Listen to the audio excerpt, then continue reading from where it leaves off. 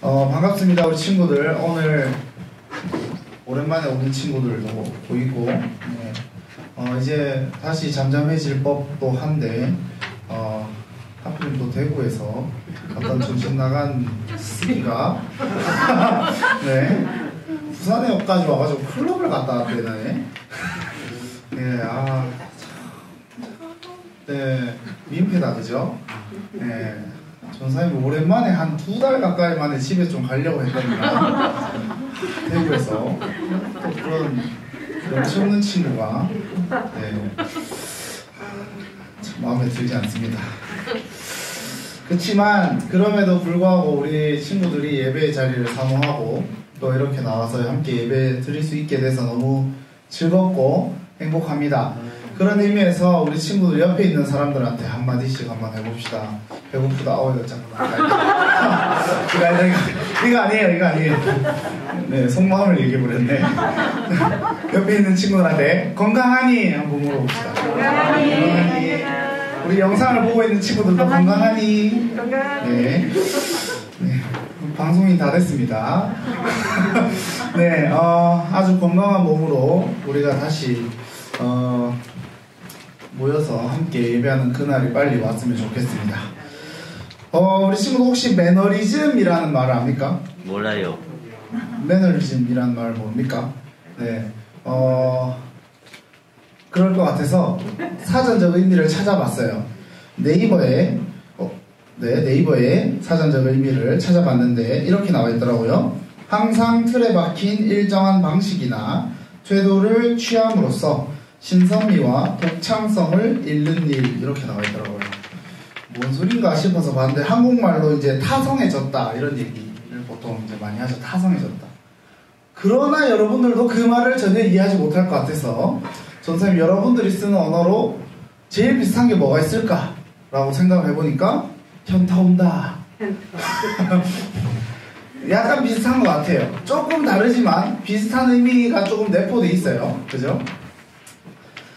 뭐냐면 우리가 뭔가 계속 지속적인 일을 하고 반복적인 일을 하면 드는 생각이 뭐냐면 갑자기 정체성에 대한 혼란이 생겨요. 내가 누구지? 내가 왜 여기 있지? 난 여기서 뭐 하지? 이런 생각들을 하죠. 네. 그런 생각이 듭니다. 그런데 오늘 함께 우리가 읽은 본문에 그런 인물이 한 명 나와요. 그런 인물이 한 명 나옵니다. 누굽니까? 누구요? 모세. 예? 모세. 네, 모세입니다. 모세는요, 아주 파란만장한 삶을 삽니다. 아주 파란만장한 삶을 살아요. 거의 한 120년 정도의 삶을 살면서 한 3번의 전환기가 있어요. 첫 번째는 40살이 되던 쯤, 그 다음 두 번째는 80살이 되던 쯤, 그 다음 마지막에 결국에 120살쯤 돼서 하나님이 약속한 땅에 들어가지 못하고 어떻게 됩니까? 돌아가시죠. 죽죠. 하나님 부르심을 받습니다. 그런 삶을 사는 모세의 삶을 잠깐 한번 살펴볼게요. 모세는요, 태어나자마자 어떻게 되냐면 강에 버려져요. 네, 강에 버려집니다. 그렇죠? 여러분들 모세의 어머니가 누군지 아시나요? 아시나요? 네, 요게벳이죠. 덕분에 김보규라는 그 CCM 차양 사역자 덕분에 우리 친구들도 연평안입니까? 죄송합니다. 빠른 수정 감사해요. 연평안이라는 사람이 부른 건 아니죠. 작곡하고 조찬미라는 찬양 사역자가 불른 요게벳의 노래라는 찬양이 있죠. 그죠? 그 찬양을 통해서 우리 친구들이 성경을 한 번도 안 봐도 모세 어머니가 요게벳이라는 걸 알게 됐어요. 네. 근데 우리 친구들 그 찬양 가사에 보면 어떤 가사가 있냐면 그 모세를 강으로 흘려보낸다 이런 가사가 있어요. 근데 여러분 성경을 잘 읽어보면요, 한 번도 모세 어머니는 모세를 흘려보낸 적이 없어요. 네. 출애굽기 1장에 보면 갈대숲에 모세를 그냥 둡니다. 네, 그냥 놔둬요. 네, 여러분들 찬양을 그래서 성경을 잘 알아야 됩니다. 네, 그 되게 택배 크로스로 이렇게 그 바로의 딸에게 보낸 것처럼 이렇게 노래는 얘기하는데 그게 아니라 갈대숲에 모세가 그대로 놓여지고 그 갈대숲에 있는 그 상자를 바로의 딸이 발견해서 시녀를 시켜서 가지고 오게 해요. 네. 못 믿겠으면 출애굽기 1장을 읽어보세요. 네. 선생님 성경에 있는 얘기만 합니다. 네, 선생님 소설가 아니에요. 그래서 그 우는 아이를 보고 바로의 딸이 키워야 되겠다는 생각을 했는데 문제가 뭐냐면 젖이 안 나오는 거예요. 네, 젖이 안 나와요. 그래서 그것을 보고 있던 모세의 누이를 시켜서 요게벳을 데리고 와서 키우게 합니다. 그래서 모세가 크고 나서 다시 왕궁으로 들어가요. 네, 출애굽기 1장에 그렇게 나와요. 보면 시간이 지났습니다. 성경에는 모세가 장성한 뒤라고 나와 있지만 보통 우리는 40세에 애굽을 떠나는 걸로 우리는 알고 있죠. 그죠? 40세에 모세가 드디어 정체성 혼란이 왔나봐요. 사춘기에도 안 왔던 정체성 혼란이 40세에 옵니다. 어떤 상황이냐면 노역하고 있는 당시에 노예 신분으로 일하고 있는 이스라엘 백성들이 고되게 노역하는데 이놈의 애굽 사람이 어떻게 합니까? 괴롭히죠. 막 채찍질하고 야 임마 일 안 하나 임마 이러면서 막 그렇게 하는 모습을 보고 어떻게 합니까? 그 사람을 쳐 죽입니다. 그리고 그 다음날이 됩니다. 아무도 안 봤을 거라 생각하고 모세는 아무도 안 봤을 거라 생각하고 똑같이 딱 나갔는데 이번에 누구끼리 싸웁니까? 저들끼리 싸워요. 네. 저들끼리 막 싸웁니다. 그래서 모세가 그 사람한테 갑니다. 야, 너 왜 같은 민족끼리 싸워? 어? 둘이 왜 싸웠는데? 이렇게 물어봅니다. 그러니까 이 사람이 뭐라고 하냐면 왜 네가 난리냐? 어? 네 이스라엘 사람인 거 뭐 티내나? 네 어제 사람 죽였잖아. 이렇게 얘기해요. 모세가 어떻게 됩니까? 그 말을 딱 들은 순간 자기는 분명히 아무도 안 봤을 거라고 생각했는데 겁에 질리기 시작합니다. 이 일을 누가 듣습니까? 바로가 듣게 돼요. 애굽의 왕이. 그래서 모세가 도망쳐 나옵니다. 네, 도망쳐 나옵니다. 그것이 모세의 그 40년이라는 시간 속에서 사건들이.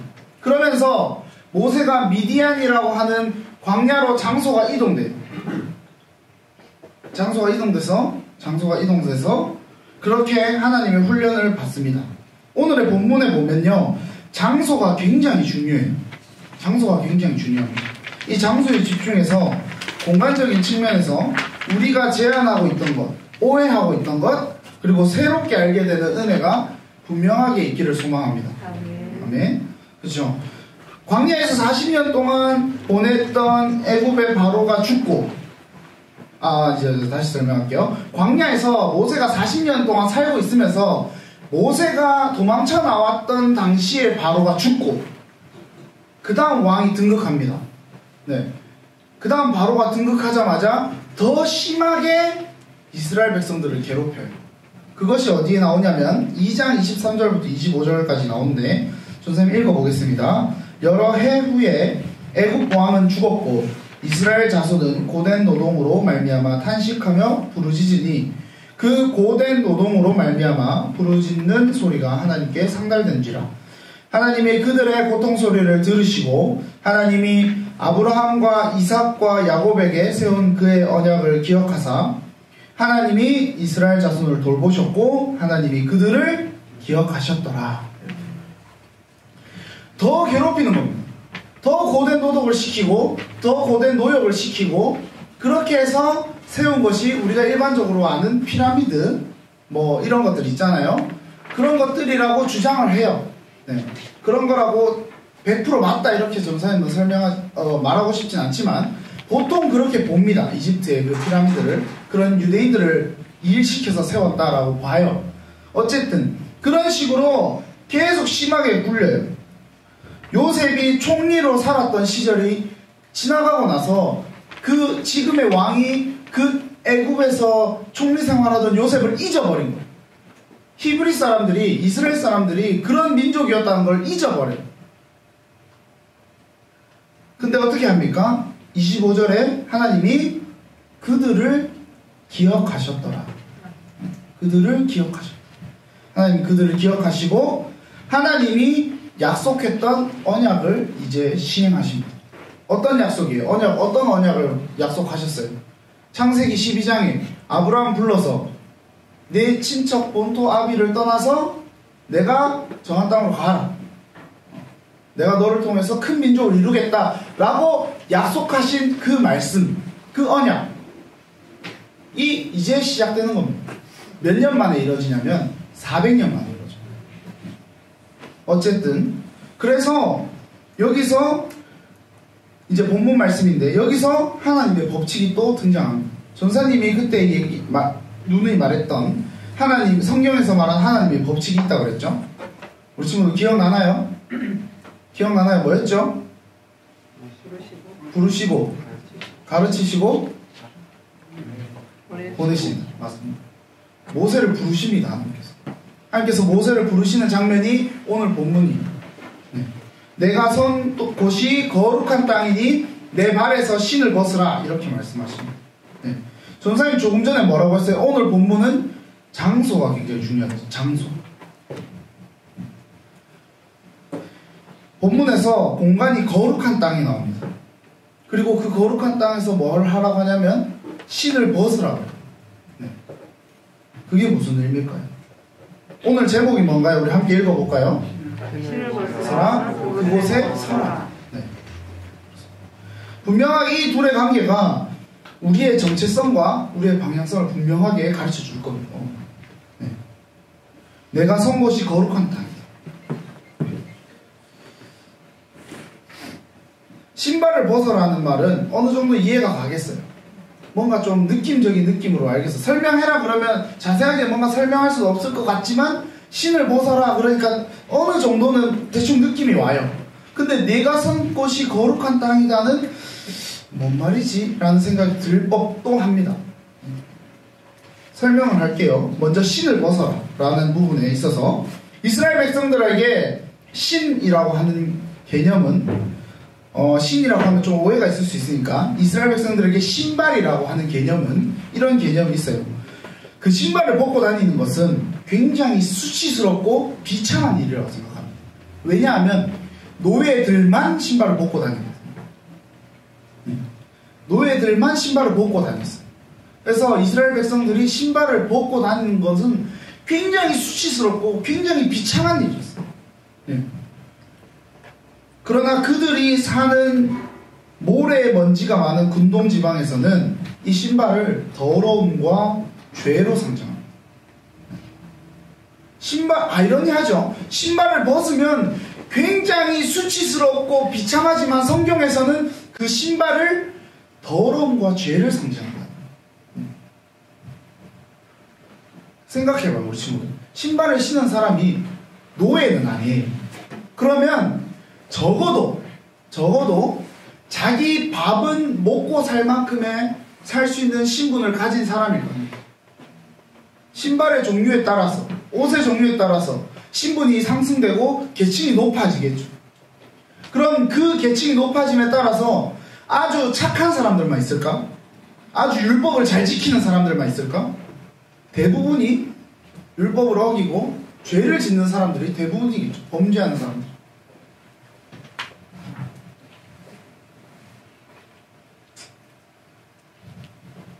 그런 그들에게, 그런 모세에게 신을 벗으라고 했던 하나님의 조건이 뭐냐면 네가 선 곳은 거룩한 땅이다. 네가 신발을 서도 너는 거룩한 곳에 서 있는 거야. 수치스러운 게 아니야. 비참한 일이 아니야. 그 더러움과 죄에서 벗어나 라고 하나님께서 말씀하시는 거예요. 어떻게? 직접 나타나셨어. 모세에게. 떨기나무를 태우면서 여호와의 사자가 등장하면서 모세야 모세야 부릅니다. 오늘 본문에서 모세를 직접 하나님께서 불러요. 그래서 네가 선 곳이 거룩한 땅이니까 신발을 벗어. 그러니까 내가 등장하고 내가 임재하는 곳, 내가 하나님으로서 존재하고 있는 곳은 모든 것이 거룩한 곳이니까 네가 생각하는 그 신발을 벗음에 대한 더러움, 수치심, 비참한 거 그거 다 번져버리고 던져버리고 거룩한 곳에 서라. 하나님의 말씀에 순종해라. 라는. 그렇게 해야만 어떤 일이 일어나냐면 하나님의 언약이 시행되기 때문에.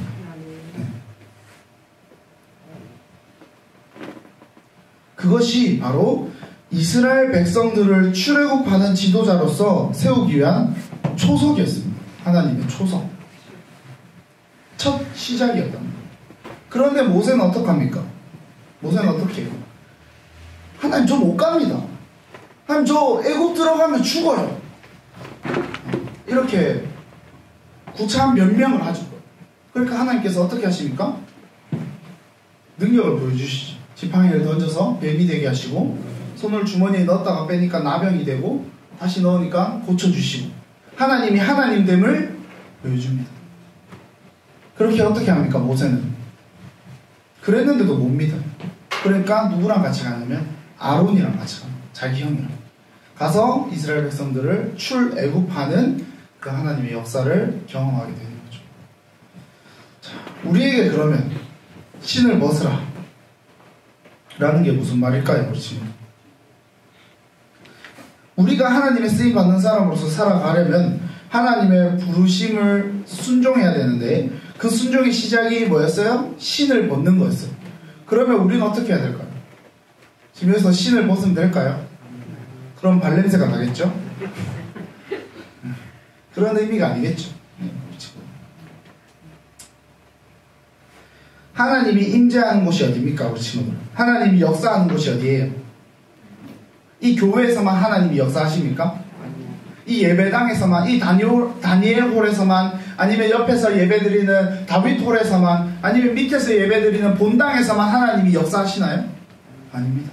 우리가 어디 가든 어디에 있든 전 영역에서 하나님 역사하시죠. 그죠? 그러니까 우리가 하나님을 믿는 신앙을 가진 사람으로서 어디를 가든 신을 벗고 하나님과 반하는, 하나님에게 반하는 그런 범죄하면서 벗어나서 하나님이 원하는 삶에 순종하면서 살아가야 된다. 그 신발을 벗는다는 것은 그런 뜻이 우리에게. 하루아침에 되는 게 아닙니다. 하루아침에 되는 게 아닙니다. 모세는 40살에 애굽에서 나와요. 그죠? 왕자였습니다. 왕자. 여러분들, 우리는 단 한 번도 왕자의 삶을 살아본 적이 없기 때문에 그게 얼마나 가치 있고 굉장한 삶인지 잘 모르겠지만 어쨌든 우리 드라마를 보면 알죠. 요즘 더킹 영혼의 군주인가?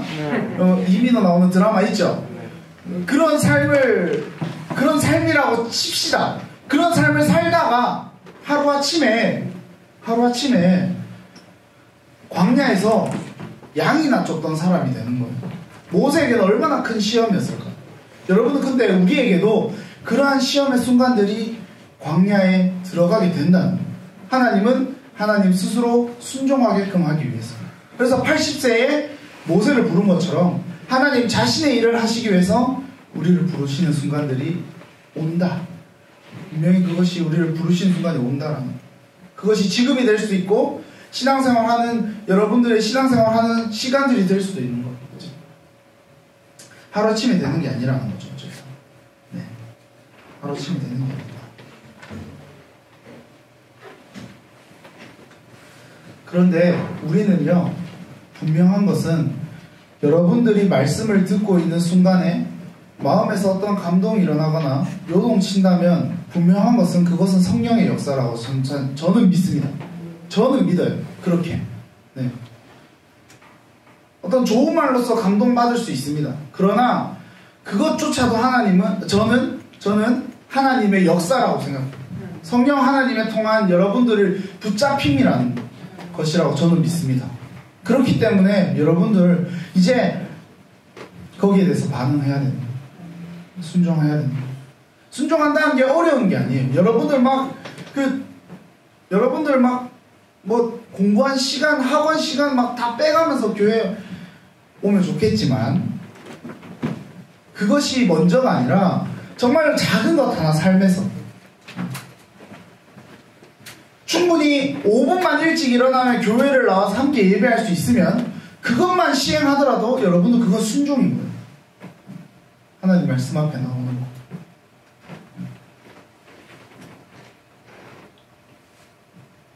지하철 안에서 아니면 학교 가는 버스 안에서 잘 수 있지만 그 자는 시간을 성경 한 구절이라도 더 보는 것, 하나님의 말씀을 보기 위해서 한 번이라도 더 펴보는 것,